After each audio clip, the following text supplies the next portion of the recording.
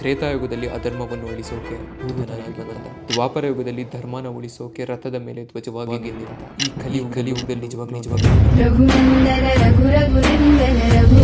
ರಾಮಾಯಣದಲ್ಲೂ ರಾಮನ ಪಕ್ಕ ಇದ್ದಿದ್ದ ಆ ಹನುಮ ಧರೆಗೆ ಉರಿ ಬಂದ್ರೆ ಸುನಾಮಿ ಎದೆ ಒಳಗಡೆನೆ ನಡ್ಕೊಂಡು ಶುರುವಾಗುತ್ತೆ. ಇವನು ಕಾಲಿಡ್ತಿದ್ದಾನೆ ಅಂತ ಅಂದ್ರೆ ಚರಿತ್ರೆ ಪುಟಗಳೇ ಪುಡಿ ಪುಡಿ ಆಗುತ್ತೆ. ಇತಿಹಾಸ ಪುಟಗಳಲ್ಲಿ ತಿರುವಿ ಹಾಕೋಕೆ ಬರ್ತಿದ್ದಾನೆ ಈ ಕಪಿಧ್ವಜ. When two brother meets after one ಯುಗ.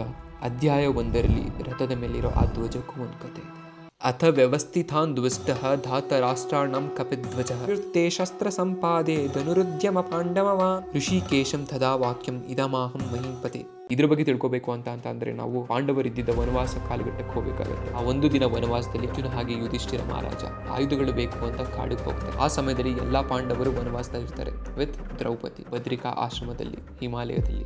ಒಂದು ದಿನ ದ್ರೌಪದಿ ಆ ಸುಂದರವಾದ ನದಿ ಅಲಕಾನಂದ ನದಿಯನ್ನ ನೋಡುತ್ತಾನೆ ಕೂತಿದ್ದು. ಆ ಹರಿಯೋ ನದಿಯಲ್ಲಿ 1000 ಕಮಲಗಳು ಇರುವ ಒಂದು ಹೂವನ್ನ ನೋಡ್ತಾಳೆ. ಆ ಹೂವ ನೋಡಿದ ತಕ್ಷಣ ಭೀಮನ ಕಡೆ ತಿರುಗ್ತಾಳೆ. ಈ ತರ ಕಮಲದ ಹೂವು ನಂಗೆ ಇನ್ನೆಷ್ಟು ಬೇಕು ಅಂತಾಳೆ. ಸೊ ಭೀಮ ಗೊತ್ತಲ್ಲ, he will always B on the force. ಆ ನದಿಲಿ ಹರಿತಿರೋ ಆ ಲೋಟಸ್ನ ಓಡೋಗಿ ಕೈಯಲ್ಲಿ ಹಿಡಿದು ಬೆಟ್ಟ ಹತ್ತಕ್ಕೆ ಶುರು ಮಾಡಿದ. ಅವ್ನು ಓಡ್ತಿದ್ದ ಫೋರ್ಸ್ ಹೇಗಿತ್ತು ಅಂತ ಅಂದ್ರೆ ಗಿಡ ಮರನೆಲ್ಲ ದಾರಿ ಮಾಡಿ ಅವ್ನ ದಾರಿನ ಅವ್ನು ಮಾಡ್ಕೊಂಡು ಹೋಗ್ತಿದ್ದ. ಆ ದಾರಿಲಿ ಯಾವ ಪ್ರಾಣಿನೂ ಅಕ್ಕಪಕ್ಕ ಸುಳಿತಿರ್ಲಿಲ್ಲ. ಸಡನ್ ಆಗಿ ಸ್ಟಾಪ್ ಆದ. ಅಲ್ಲೊಂದು ದೊಡ್ಡ ಬ್ಲಾಕೇಜ್ ಆಗಿತ್ತು. ಒಂದು ದೊಡ್ಡ ಗಾತ್ರದ ಕೋತಿ ಮಲಗಿತ್ತು. ಸೊ ನಾವು ನೀವು ಎಲ್ಲೇ ಹೋದ್ರು ಅದನ್ನ ದಾಟ್ಬೇಡ ಇದನ್ನ ದಾಟ್ಬೇಡ ಅಂತ ಎಲ್ಲರೂ ದೊಡ್ಡವರು ಹೇಳ್ತಾರೆ ಅಲ್ವಾ. ಸೊ ಭೀಮನು ಅಷ್ಟೇ, ದೊಡ್ಡ ಗಾತ್ರದ ಕೋತಿ ಇದೆ ಇಲ್ಲಿ, ಇದ್ರ ಬಾಲನ ದಾಟ್ಕೊಂಡು ಹೋಗ್ಬಾರ್ದು ಅಂತ ಅವ್ನು ಯೋಚನೆ ಬರುತ್ತೆ. ಸೊ ಭೀಮ ರಿಕ್ವೆಸ್ಟ್ ಮಾಡ್ಕೊಂತಾನೆ, ಜೋರಾಗಿ ಹೇಳ್ತಿದ್ದಾನೆ, ದಾರಿಲಿ ನೀನ್ ಅಡ್ಡ ಇದೆಯಾ ಸರ್ಕೋ ಅಂತಾನೆ. ಆ ದೊಡ್ಡ ಗಾತ್ರದ ಕೋತಿ ಭೀಮಂಗೆ ಹೇಳುತ್ತೆ, ನನಗೆ ವಯಸ್ಸಾಗೋಗಿದೆ, ನಂಗೆ ಎದ್ದೇಳೋಕ್ಕೂ ಶಕ್ತಿ ಇಲ್ಲ, ಬಾಲ ಏನಾದ್ರು ಅಡ್ಡ ಇದ್ರೆ ಸ್ವಲ್ಪ ಸೈಡ್ ಮಾಡ್ಕೊಂಡು ನಿನ್ ದಾರಿ ನೀನ್ ಮಾಡ್ಕೊಂಡು ಹೋಗಪ್ಪ ಅಂತ ಅನ್ನತ್ತೆ. ಭೀಮ ಗೊತ್ತಲ್ಲ, 1000 ಆನೆಗಳು ಬಂದ್ರು ಜರುಗಿಸೋ ಅಷ್ಟು ತಾಕತ್ತಿರೋ ಭೀಮ ಈ ಬಾಲನ ಜರುಗ್ಸಕ್ಕಾಗಲ್ಲ ಅಂದ್ಬಿಟ್ಟು ಪುಷ್ ಮಾಡಕ್ ಹೋಗ್ತಾನೆ.